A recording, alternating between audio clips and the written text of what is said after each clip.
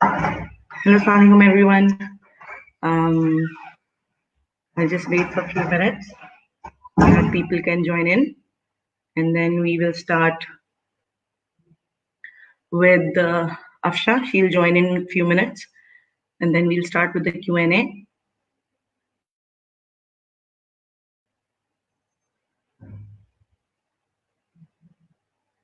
First of all, I'm really happy. Last time I posted the video on the group, I was standing, our page was standing at around 300 members, and alhamdulillah, now we have crossed 1.1K. So I'm very happy. Thank you to all of you. And most importantly, it's not about fame. It's not about winning. It's not a competition. There's no gain out of it. It's just that I wanted to reach as much people I can. So that's the target, that's the mission, that the mothers who are families who are struggling with this, children who are struggling with this can be helped, and especially mothers to feel that they're not alone. So that's the mission, and alhamdulillah, we are trying our best.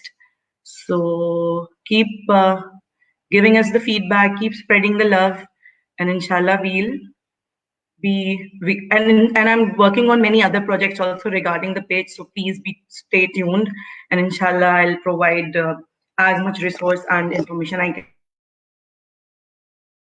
can. So let Afshaan also. Assalamu alaikum. Hello, assalamu alaikum, Afshaan. How are you? I'm fine. How are you? I'm good too. How's everything over there? It's good. I mean, we're in a lockdown. Most people are working from home, but it's okay. Yeah. And how's everybody, your family? Everybody's fine? Yeah. I mean, the kids are frustrated for being home, but it's okay. Yeah, completely understand. Yeah, we are getting frustrated, and children who need entertainment all the time. Yeah, my daughter's alone because we're both working, so she's feeling neglected. My son's not happy about being stuck in a room. So yeah, okay. Anyways, Afsha, can you please introduce yourself to the members? yeah, I'm Afshaan. I'm originally from Karachi, Pakistan. Got my master's at IPP. Loved it. Yeah. Wahan se I did ABA. So when I had one course in ABA. Ms. Shagufta ne padhaya tha. Oh yes, me too. I fell in love with ABA because of Ms. Shagufta. I know, it was awesome. When I did get the opportunity to apply for Fulbright, I was like, I'll go for ABA, and I was lucky enough to get it. And I did not know why I attended this specific university, because I didn't give them a list of universities where I wanted to be. But after I started, I was like, this is the best program. It was very diverse. We did ABA with adults with disabilities, with kids with autism, within just, neurotypical kids. We had a lot of basic labs like Pigeon Lab and Rat Lab. And so I got exposure with everything from animal training to basic research to working with humans. Animal training as well, very nice. Yeah, I mean, I didn't really participate in that. I'm not a very animal person, but we did have pigeon and rat labs, and we had a whole subgroup of people working on like cat training and dog training and training for service animals and stuff. So this one project somebody was working on where they were trying to train mouse and rats to detect bombs and mines, like those mines just planted in the ground. So they would go and stand on there, and they're not heavy enough that those. Interesting.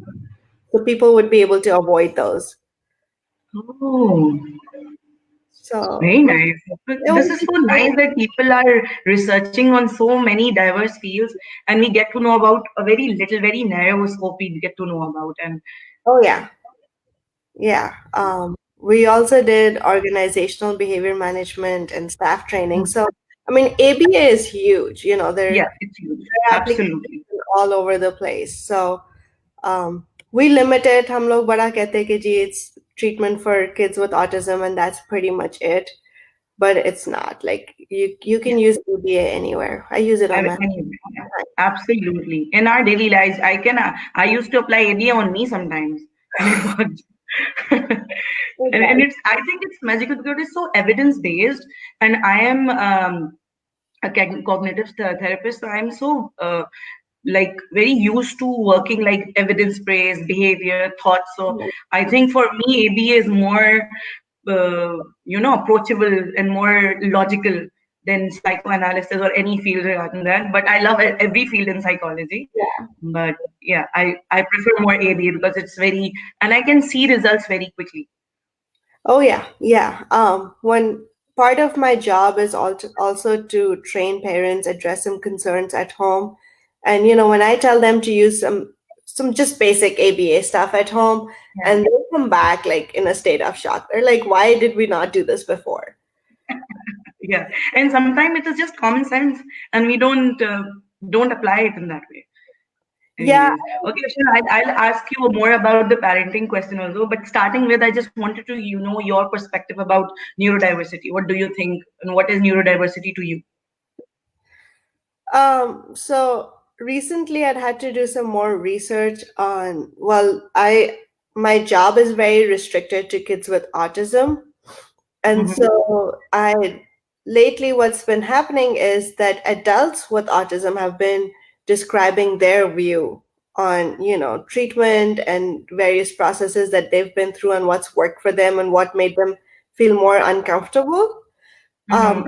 Honestly, what I've come across is that anyone who is different from our so-called typical Yeah, population yeah, is as different as you are from me. And if we can absolutely. accept you as Tuba and accept me as Afshan, then we should be able to accept a person with Down syndrome, a person with autism, a person with any Yeah, neurological difference as just a different person. yeah, And absolutely. And that's my take on it. I feel like everyone needs to be seen as just different from us and be accepted because they have different needs. They have a different way of saying things. But when I go into details, like, for example, a child with autism might need a little bit of more sensory input. But Yeah. again, do you remember the last time you were sitting in a class and playing with a pen? What was that? That was you giving yourself some sort of different input. Remember kids doodling on their notebooks or somebody chewing on a pencil? Yeah. I mean, it's similar, but just because, more people will doodle and chew on a pencil than people will play with their hands in front of their eyes. So they're seen as normal versus not so normal. Yeah, even I believe that if we are sitting in a room with six people and I ask everyone to write down the definition of normal, every definition will be different for each other.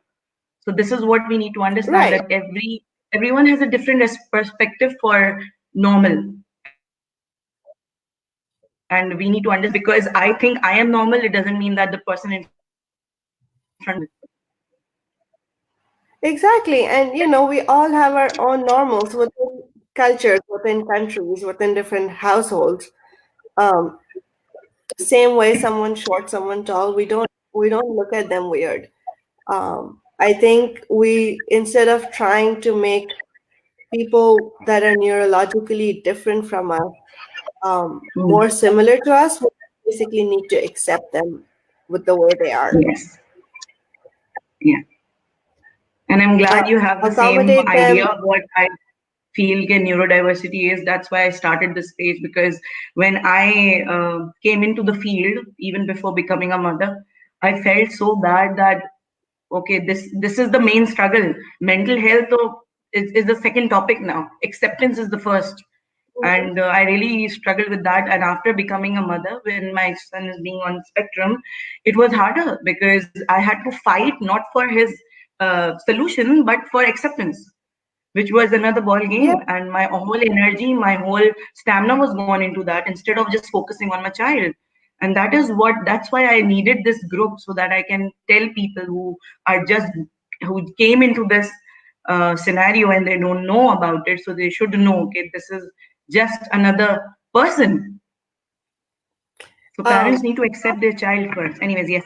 Yeah. we talk so much about cultural diversity and look at it in such a positive way. I don't know why we can't look at, you know, other differences but just between Yes. people and accept it, and not only accept it but cherish it in that way.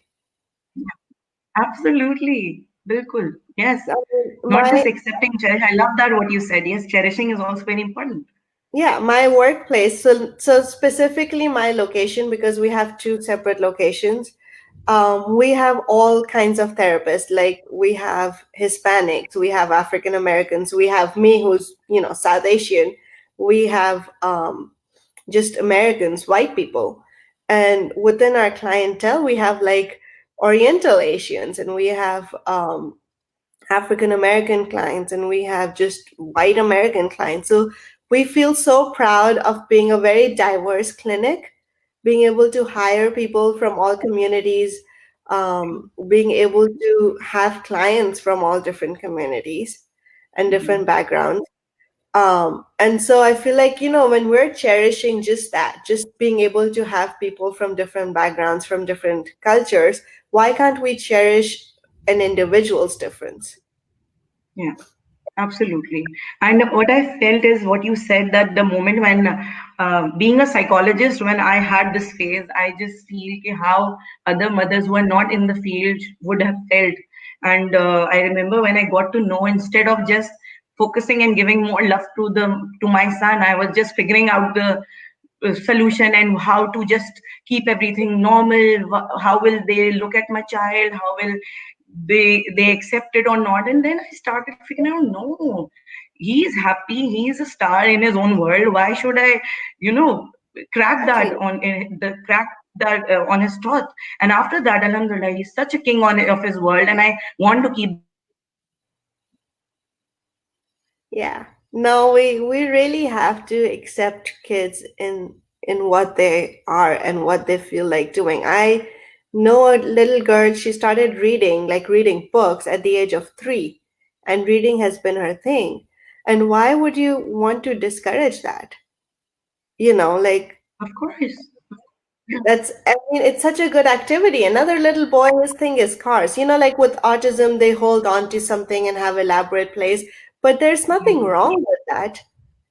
People engage in elaborate activities and you see it fine, but once you have a label, then that's when you're like, oh yeah, no, this is because he's on the spectrum. Maybe not. Maybe not, uh, yes.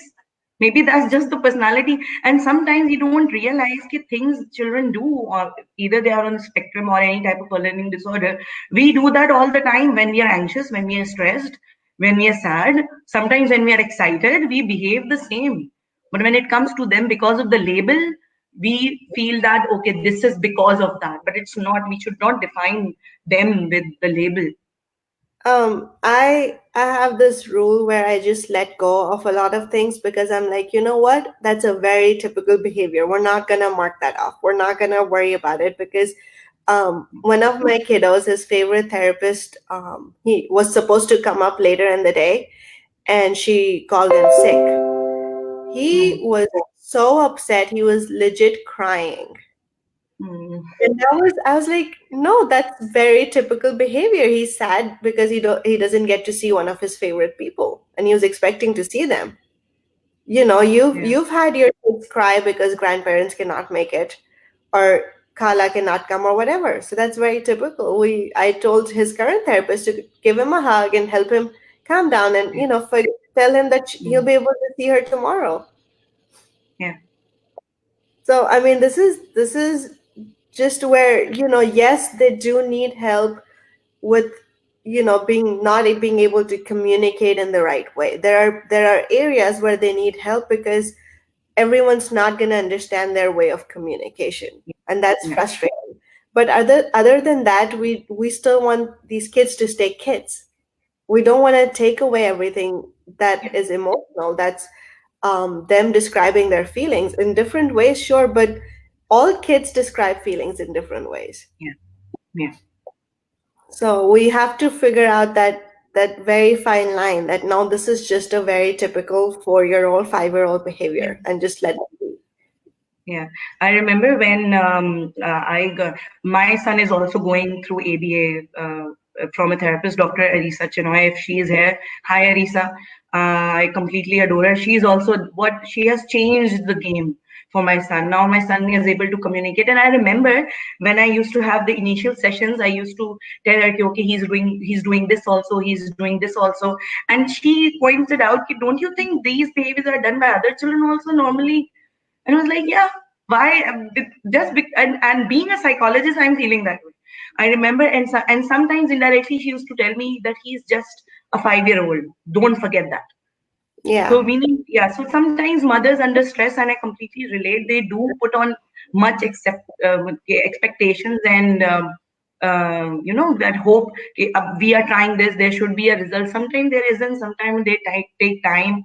So this is all about how much effort they put in, and we need to again accepting and realizing the thing you said, the typical behavior is so important. Okay, we need to realize they are not doing everything because they have a label. Right. I mean, I what I do with my parents is tell them, hey, my 5-year-old does this. And they've learned when that comes from me, they're like, you being a BCBA, if your kid's doing that, we should stop worrying about stuff like that. Yeah. And that's very helpful for them. It's helpful for me too, because most of my clients are between that 5 to 7 year age group, and I have a 5-year-old daughter. So like I'm able to compare a lot of those things, and I'm like, half of the stuff my kids do, my daughter does at home, and I'm not formally doing ABA on her. So it's very helpful for the parents to get that in perspective. They're like, True. that's okay. And then there's this whole thing about just accepting your kid is going to do this. He is going to be obsessed with cars, but there are a lot of other kids who are obsessed with cars Yeah, too. absolutely. Um, Absolutely. And before we jump into the next topic, I just want Afshaan, can you explain a little bit what ABA is for people who don't know? okay, in layman terms, ABA is a group of techniques that we use with basically anyone, animals, people, kids, adults, with disabilities, without disabilities, with pretty much anyone, that have been derived from the science of behavior analysis. A lot of it is based on theories of learning. So before these applied techniques came into being, there's a lot of background research. We call that basic research in the field. And we basically started our research on animals. Pigeons and rats were the ones that we mostly worked with. Um, well, even dogs, you remember Pavlov's dogs. Yeah, Um, I do. Yeah. so, but everything is research based, and then based on theories of learning, based on various other basic research, we came up with techniques that are very objective. So even though we do accept emotions and feelings and physiological needs as part of behavior, but that's private behavior. We don't get to see it unless in some ways it's exhibited or expressed. Um, and so we've created these techniques to help either decrease behavior or increase behavior, or even to shape or modify a behavior. Yeah. Um, Okay. Majority And of the people know mhm. ABA as autism treatment, but honestly, ABA is being used as staff training as well. We do it within our Yeah. company. We Even have like a organizations, the multinational companies are hiring ABA therapists on board. Yeah. So it's used within multinational companies. There's like a whole different world of organizational behavior management. Um, a lot of the ABA clinics over here use it as staff management and for staff training. We don't have a very formal training, but we do use it with our staff. So we're like, my boss gives me this perspective. So if this was your kid, how would you fix this? And so like we legit have programs that we run with certain staff members if it comes to that, just to change behaviors, make their learning and training happen more effectively. ABA is used in with animals, with marine animals. There's like a whole different world out there too, because we work on animal trainings. Like when you go see a dolphin show, or like all those different animals presenting. That's all ABA. It's used especially for service animals and animals who serve in the force, like dogs who work for the police, dogs who help people with emotional needs, dogs who help people who are blind. So there's a lot of training for those, and they're in the US they have like a special collar. You're not allowed to interact with those animals. You're not allowed to pet them, and they are actually meant to help support the person, like their owners. And so they're very intensively trained. Okay, So and my yeah, next question, Afshaan, is that with ABA, is this ABA only for children, or can be applied on adults it with can autism, definitely or just normal adults? all sorts of adults. I did work at a state supported living center. That's a place for adults with disabilities. And we had a whole clinic there. We would, work on reducing aggression, or we would work on increasing just hygiene routines, like being able to brush their teeth on their own and tolerate that. A lot of people don't tolerate that sensation in the mouth. We increased working on just tolerating baths. A lot of the times we know that they're not physically capable of doing it independently, but tolerating somebody helping them with that. Um, we try to decrease spitting on people. So we've worked with adults, and I ABA my husband a lot. He's an adult. I hope you are successful. It's a slow process. My though, I think being a partner of a psychologist, they do become a little paranoid, because sometimes even my husband said, okay, the family members say that don't apply psychology on me.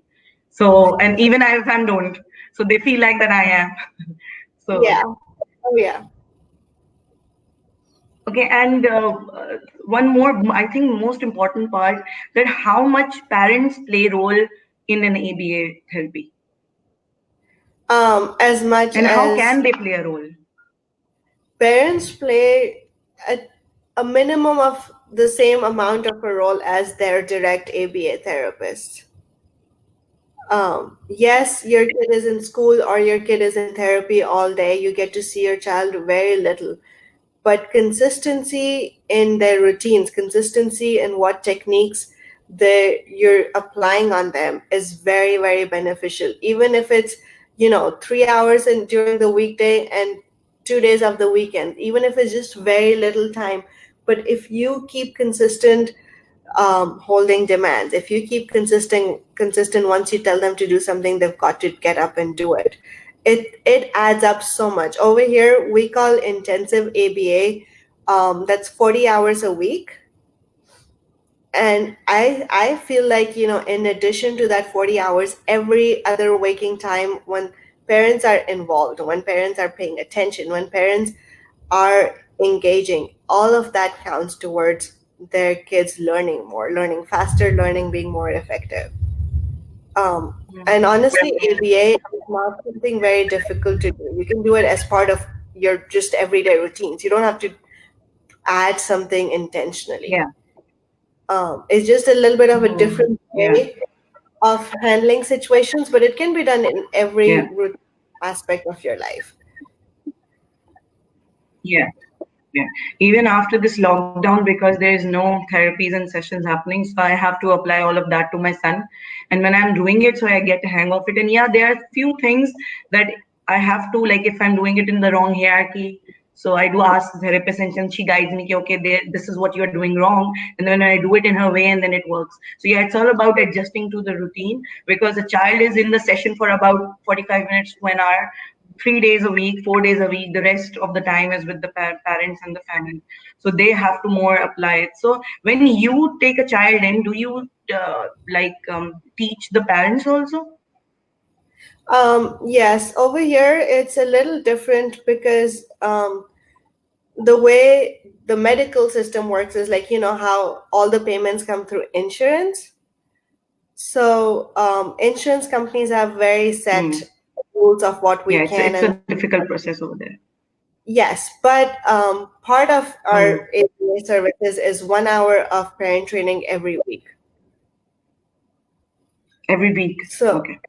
yeah, it's a weekly training. It's 1 hour. We like both the parents to be involved. Mostly, it's just one parent who attends, but we talk about what programs we're working on. You know, current challenges at home, how to tackle those, and then we also talk about just basic ABA skills.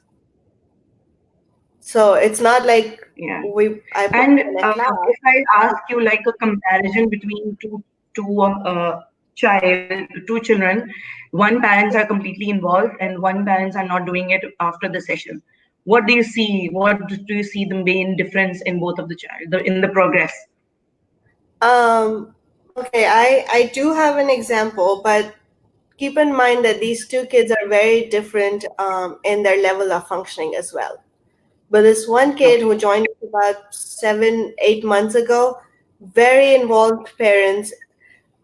Even though mom doesn't spend too much time directly with the kid, she just has certain, rules in place and she follows through. And like whenever she has the time, she's very engaged with the child. This kid is 5. He's completely independent. When mom says you need to go to bed, he gets up, he plugs in his iPad to charge, he goes upstairs, he changes, he brushes his teeth, he gets in bed. Sometimes he says no or doesn't get up. Mom's like, you know, you're not going to get that last 5 minutes of your iPad if you don't do it. And he like gets up and does it.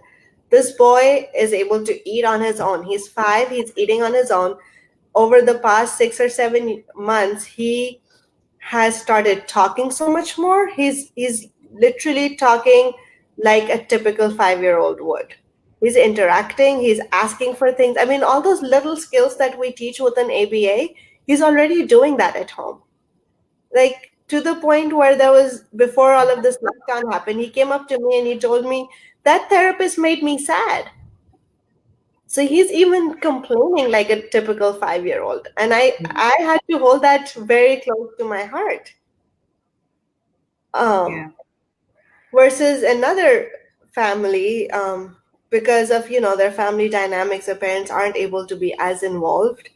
And I see that learning happens more slowly, progress is slow, challenging behaviors don't decrease as much, and that's basically because the kid's not getting consistency. Whereas when he's with us, he's being told to sit at the table, eat before he can get up and play. At home, he's not being told to do that, so he doesn't want to sit at the table anymore because he knows he can not do it. Same way, if he doesn't get food all day, and this I'm talking about between 8 and 5, if he's not getting food because he didn't sit at the table, he will starve himself till then because he can go home and get, you know, free access to food. Um, so there's a lot of Yeah. difference. Parents' involvement, and just being able to have a more structured routine at home versus not has been, you know, detrimental. Even like when we do have the tools to teach kids a lot of daily living skills, when they don't have that opportunity, they're not learning, and so that hinders in Yeah. their independence as well. Yeah. And how much ABA helps in speech development or children with non-verbal, those who are non-verbal? How much is it helpful for them? Um, That's a trick question. Over here, we work in coordination with speech therapists and occupational therapists. Yes, it's a Okay. work that both of us have to do together. I do, if I have a nonverbal Yeah. client, especially if they're very young. I do have in place um, programs where, words or even just word approximations are encouraged and modeled throughout the Hmm. day. But I don't believe that ABA itself alone would be able to increase speech, because speech is not only being able to say the words or make the Yeah. sounds. It's also got a lot to do with oral motor movements. And that I Movements. Yes. was not really Mm. trained in that, but it is definitely a process that goes together. It's like a work of collaboration, because whatever they teach ABA can help in communication, but it doesn't definitely help in speech building. And I think most of my members should know that communication doesn't only mean that they should talk. There is a non-verbal right. communication as well, and there are different ways that the children can express. And I think for us psychologists, I think more I would know about a person with their non-verbal communication. Oh I yeah, can judge a yeah. person more easily with their mood, their thoughts, their anxiety, their stress. It is more visible, not in their words, but in their body language and the way they are communicating with me non-verbally. So I always believe कि जब भी मुझसे mothers या कुछ लोग मिलते हैं, they say कि what do you mean by increasing communication when there is no speech? So can you elaborate on that a little bit from the ABA point of view? Communication starts with just even somebody gazing at you, objectively saying. Yeah. Communication starts with, your kid just looking up at you for a split second. And that we use that and we build up to having a better eye contact. We build that up to pointing, to holding, to giving somebody something in their hand to get help with. So, say this kid wants to eat cookies, he brings a pack, gives it in mom's hand. He didn't have to say anything, but he just asked for help. Open it.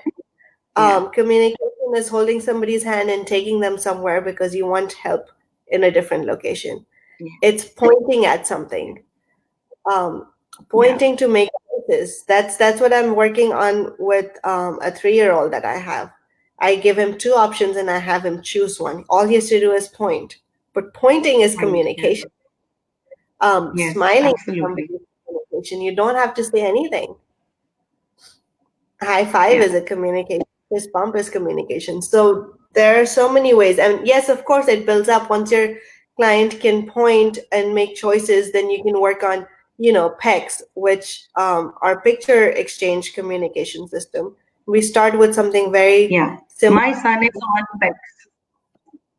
He's now. He's getting much better. So that's a very big. And I think there are so many ways of communication non-verbally, and it can reduce child's anxiety, frustration. Because I see mothers getting frustrated all the time that I'm not able to understand. But we should understand how frustrated the child is that he's not able to express himself. So I think there's so many non-verbal ways in which the child can be a little expressive, not to in a speech extent, but yes, expressive. And it lowers down the anxiety, lowers down their frustration because they know that I can able to tell even by showing a picture or, as you said, pointing. Exactly. Exactly. And even within PECs, it starts with just very simple picture of nouns, but then it builds up all the way to emotions, and kids are able to make sentences with PECs, Yeah. enough for somebody else to understand. And then there's sign language. Um, there's, Yes, sign language. Yeah. sign language is another way to communicate. It's harder because the other person also needs to learn the Also sign very language. powerful tool to even generate speech. Mm-hmm.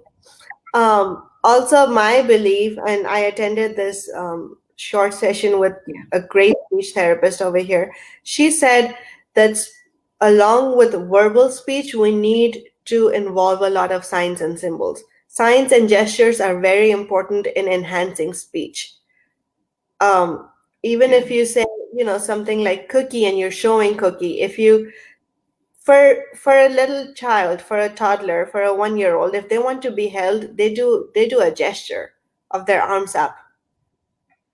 And so anytime, my nonverbal kid does the arms up, I'm like, up. So I'm giving them the word along with their gesture. And it's the other way around too.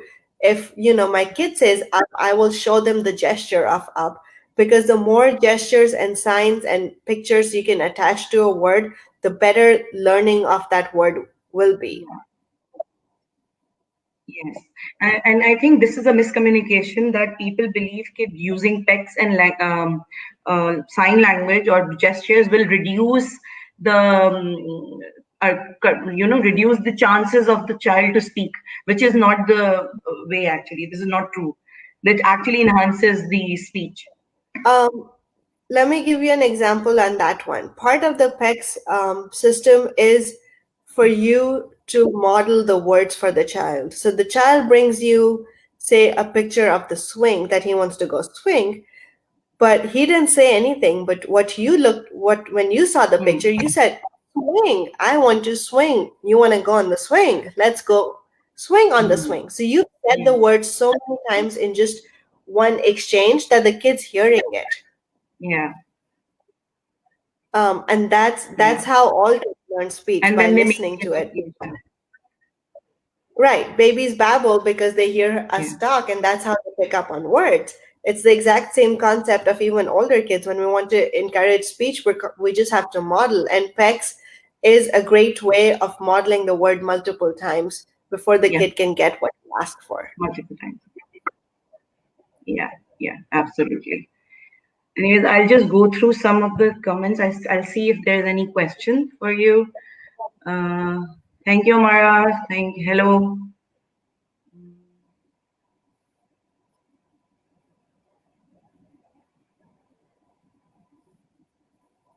Yeah, they're just good comments. So thank you, everyone. Hi, Kumail, Malika. Thank you for sending a message. So there are more. They're just encouraging comments. They're not such as questions. Okay. Anyways, thank you so much, Afsha, for taking out time. I know you're busy and the situation over there is quite critical. Yeah, thank you for having this page up and providing support to the community. I've always wanted to do something like that, but I have two kids, one's barely one, and a full-time job. It's really hard to manage a lot with all of that. Um, but at the same I time, understand I completely. want to offer help and support as much as I can. So yeah, if anyone wants to reach out, and if you need anything, I'm here. I might not be very prompt in responding, but I definitely will. Okay, thank you so much, Afsha. All Take right, care. thank you. You too. Tafis. Thank you, Afsha. Hafiz. Tafis. Okay, guys, that was Afsha. She is, again, those who don't know, is one of my panelists. And it is so good to see that people are working with such dedication, trying so hard anywhere in the world, crossing the barriers. As a woman, as a Pakistani, as a Muslim, I can understand how difficult it would have been. But I'm happy. And thank you so much, Afsha. Again, guys, if you couldn't log in right now, just see the video. If I have any questions, just leave the comments for her and she can get back to you. And I'm very happy and thank you again for making this page, the team neurodiversity, to cross 1.1K. And it's again, I'm saying it again, that's not about popularity, it's not about fame. We are not gaining anything in return, just that we are here together for you. We are all here together, and just so that you don't feel you are alone. And please ask and give suggestions as much as you can. We are here for it. And inshallah, in that I'll have a again live session soon with another panelist. She'll have an idea that what are my panelists about and what they do, what is their work, what are their work, and what are their expertise. So, anyways, hopefully you would have gained some knowledge from this session. And if you need any particular topics that you want us to talk about, please do tell. So I will work on it, and inshallah, I'll see you again. Take care, stay safe, and love yourself, love your children.